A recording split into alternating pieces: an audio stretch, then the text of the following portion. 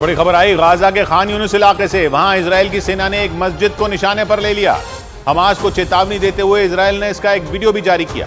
खान यूनिस वही इलाका है जहां इजराइल की सेना और हमास के लड़ाकों के बीच भीषण जंग छिड़ी हुई है।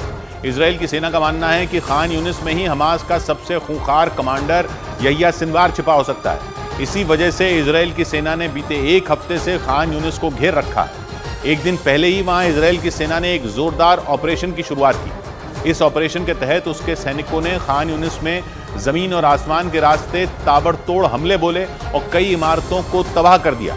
इजराइल के इस आसमानी ऑपरेशन में खान यूनिस इलाके की एक मस्जिद भी तबाह हो गई और इसी का एक वीडियो जारी कर इजराइल ने हमास को खान यूनिस खाली करने की धमकी दी और ऐसा न होने पर वहां इसी तरह के हमले जारी रखने की चेतावनी भी दे डाली। उस वीडियो में दिखा कि इजराइल की सेना ने खान यूनिस इलाके में मौजूद उस मस्जिद पर आसमान से मिसाइल गिराई और जैसे ही वो मिसाइल उस मस्जिद से टकराई उस इलाके में जोरदार धमाका हो गया।